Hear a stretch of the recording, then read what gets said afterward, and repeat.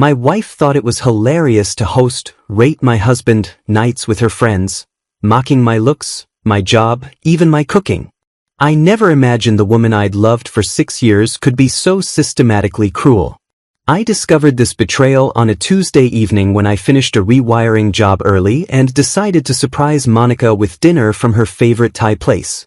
Walking up to our Denver home, I heard unusual laughter coming from our living room, the kind of mean-spirited giggling that makes your stomach turn. I quietly entered through the back door and found Monica hosting what she proudly called a Rate My Husband party with 5 of her girlfriends. They were sitting around our coffee table with wine glasses and actual scorecards, rating my appearance on a scale of 1 to 10 while scrolling through photos on Monica's phone. "Look at this one from last weekend," Monica said, showing them a picture of me fixing our fence. "I mean, the man wears the same ratty work shirts everywhere. Zero fashion sense." Her friend Jessica held up a scorecard with a big 4 written on it. "At least he's handy around the house. That counts for something, right?" The room erupted in laughter. "Barely," Monica replied. "You should see him try to cook. Last week he made this pasta dish that looked like something our dog wouldn't eat." They moved through categories methodically. My cooking skills earned me mostly 3s and 4s. My job as an electrical contractor got mixed reviews depending on whether they valued stability or prestige, and their discussion of our bedroom performance made me want to disappear into the floor. "The sad part is," Monica continued, refilling her wine glass, "we've been doing this monthly for over a year now. Tom has no idea how thoroughly we've documented his mediocrity."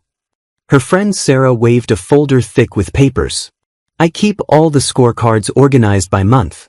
It's fascinating to track the patterns." They had created an actual points-based system where the lowest-scoring husbands became subjects for what they called improvement challenges, basically group projects to mock and manipulate their spouses into changing. I stood frozen in my own kitchen, listening to the woman I'd planned to grow old with systematically destroy my self-worth for entertainment. The betrayal wasn't just the rating itself, but the calculated nature of it, the organization, the fact that she'd been building this humiliation campaign for over a year while I trusted her completely. When Monica suggested they rate how well I handled constructive criticism, I realized this wasn't casual gossip among friends. This was psychological warfare disguised as a wine party.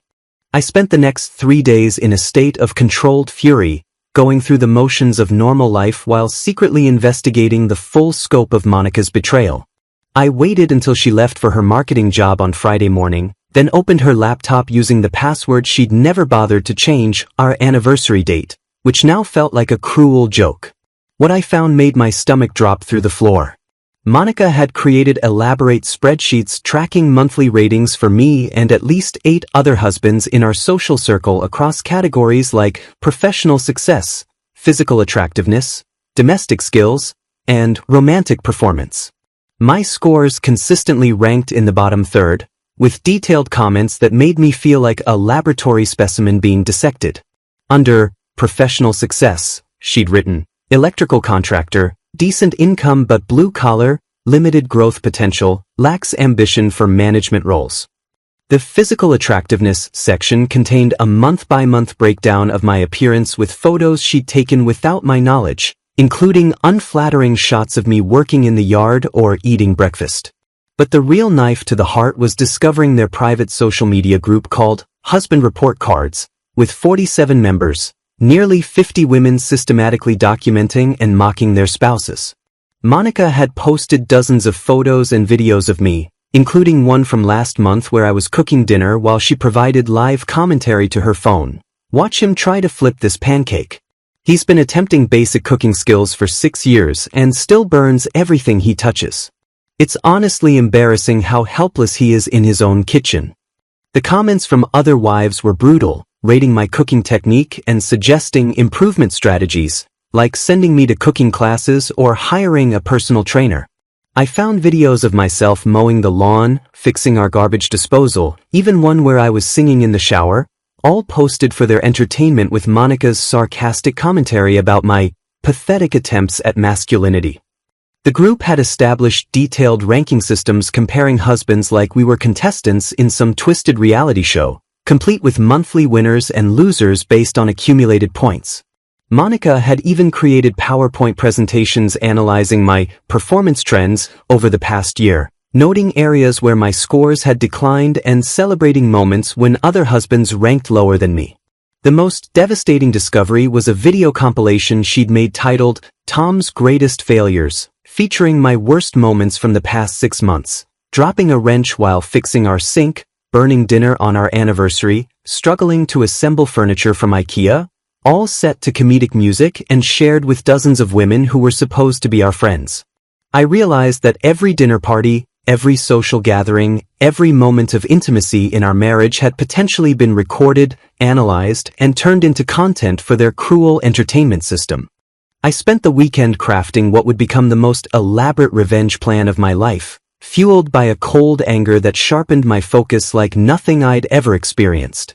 Monica thought she was dealing with a simple electrician who lacked imagination, but 16 years of problem-solving in my trade had taught me that the most complex challenges require methodical planning and precise execution. I contacted Summit Events, a high-end event planning company downtown, and explained that I needed to organize a unique social experiment that would require professional photography, videography, and a venue that could handle significant foot traffic. The coordinator, intrigued by my unusual request, suggested the Grand Ballroom at the Millennium Hotel, a space typically reserved for corporate events and wedding receptions. I booked it for the following Saturday, exactly 1 week after Monica's next scheduled rating party, and paid the substantial deposit from my business account without hesitation. Creating the Replace My Wife audition application took me 3 days of careful consideration, drawing from the same categories Monica had used to judge me but with far more dignity and substance. I designed questions about career goals, personal values, views on marriage respect, and how they handled conflict in relationships. The application included a section asking candidates to rate their own qualifications as a potential partner, turning Monica's rating system into a tool for self-reflection rather than cruelty.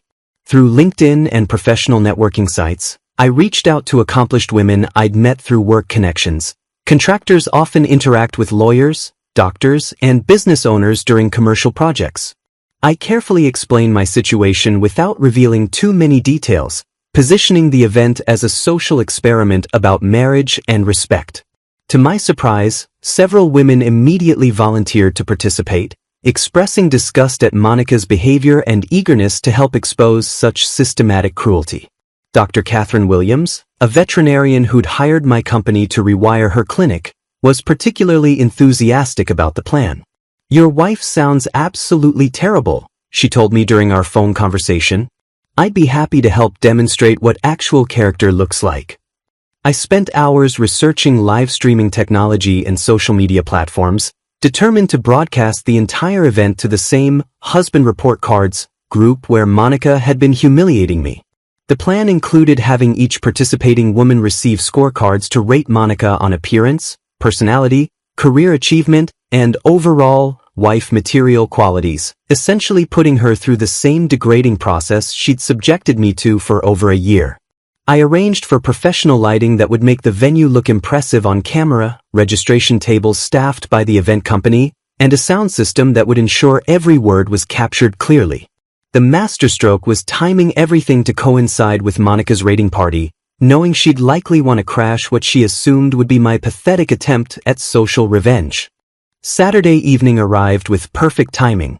Monica was hosting her monthly rating party while I put the final touches on what would become the most satisfying night of my life.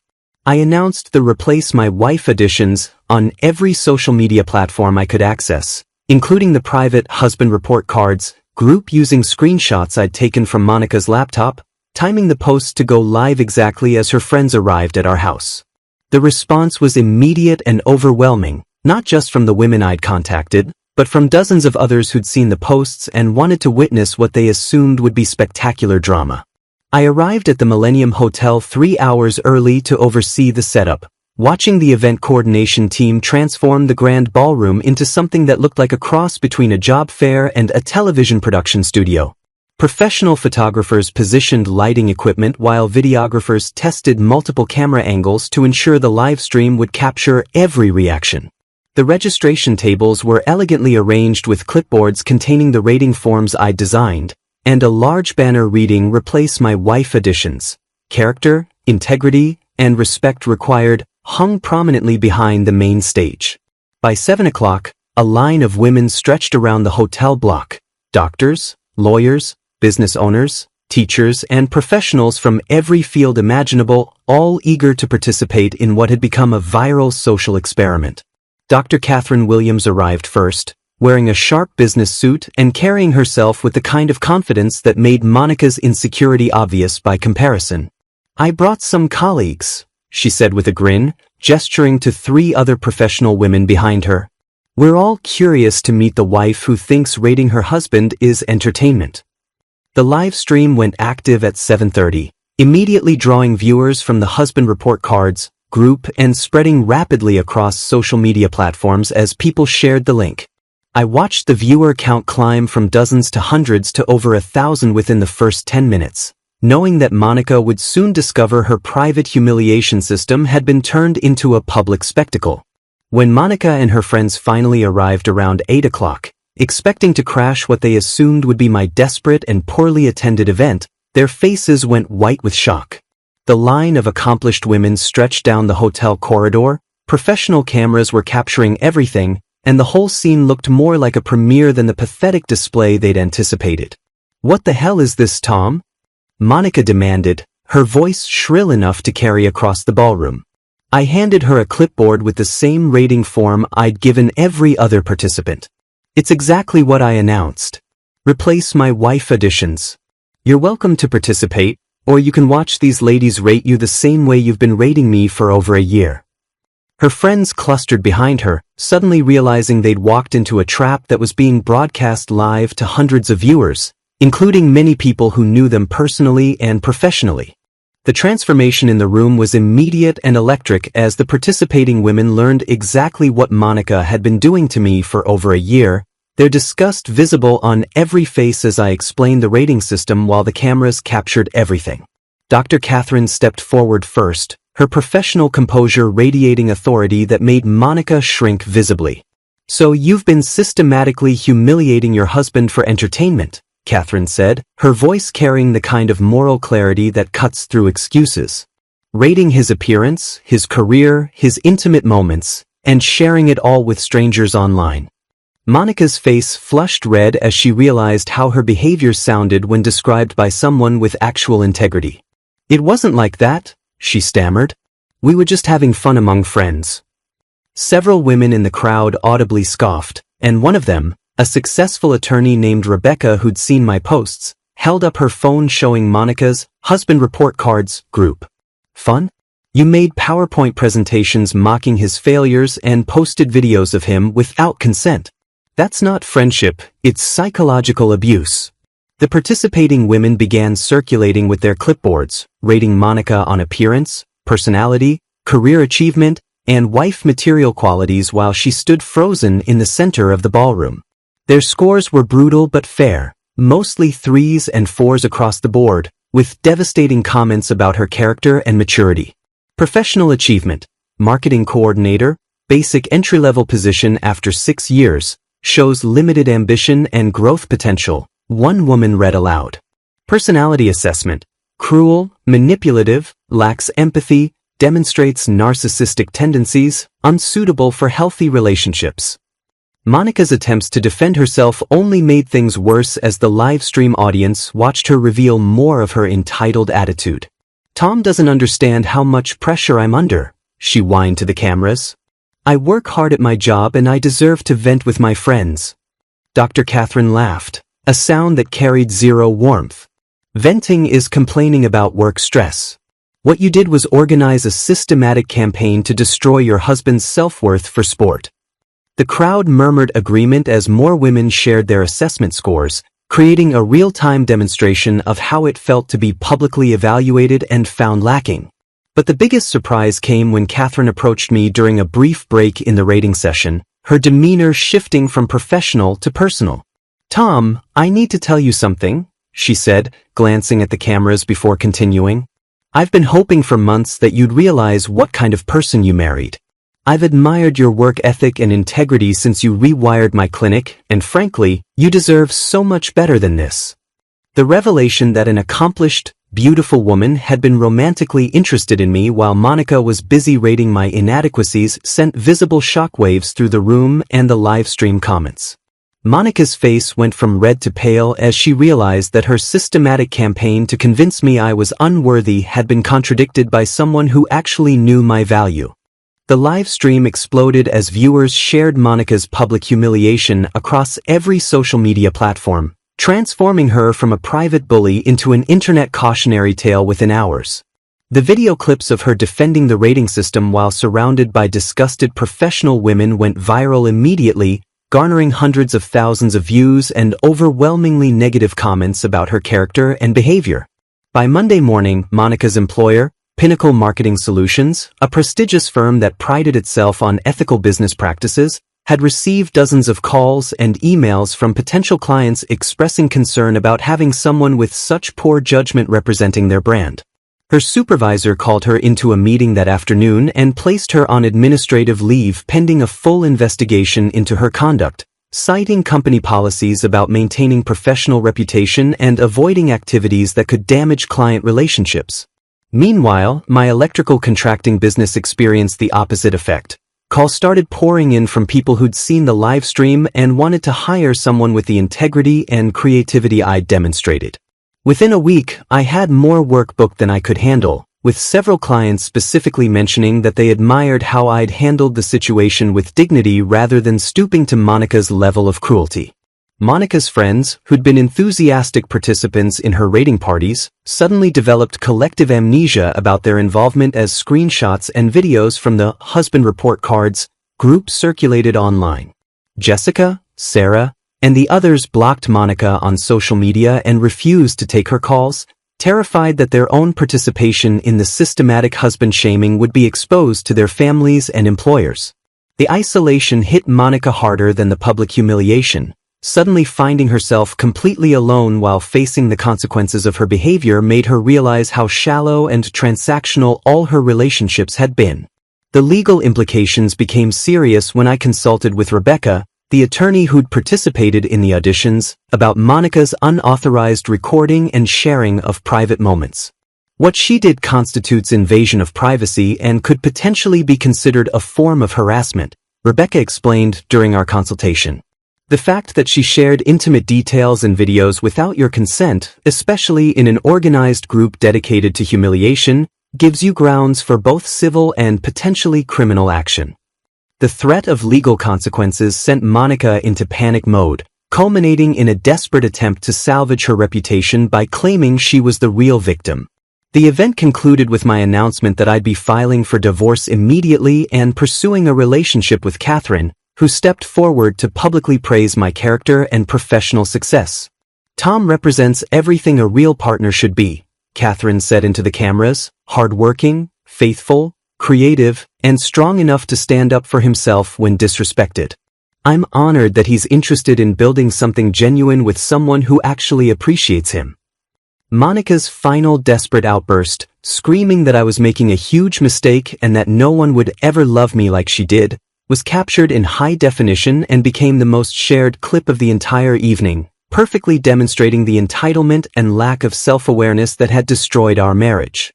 6 months later, I stood in Catherine's veterinary clinic watching her expertly handle a difficult surgery while planning our engagement celebration, marveling at how completely my life had transformed since that devastating night when I discovered Monica's rating parties. Catherine and I had built something genuine and supportive. She celebrated my work successes, encouraged my business expansion, and never once made me feel like I needed to prove my worth through her arbitrary standards.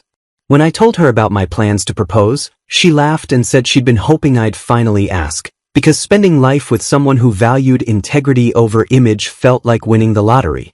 Monica's consequences had been swift and permanent. She lost her marketing job after the company's investigation revealed that several clients had specifically requested she be removed from their accounts, and her attempts to find similar employment were consistently derailed by the viral video that appeared in every background check. She'd been forced to move back with her parents and take a retail position at significantly reduced pay, while the social isolation from losing all her friends left her genuinely alone for the first time in her adult life. My business had flourished beyond anything I'd imagined possible, with the creative problem-solving I'd demonstrated during the Replace My Wife event leading to contracts with several major commercial clients who valued both my technical skills and my character. Catherine often joked that Monica had actually done me a favor by revealing her true nature before I wasted more years trying to earn the respect of someone incapable of giving it. Last week, Catherine and I got engaged in a simple ceremony at her clinic, surrounded by the animals she'd rescued and the life we'd built together based on mutual respect and genuine affection. When I think about Monica's rating system now, I realize the only score that ever mattered was the one Catherine gave me: perfect marks for being exactly who I was, without needing improvement challenges or systematic evaluation to prove my worth.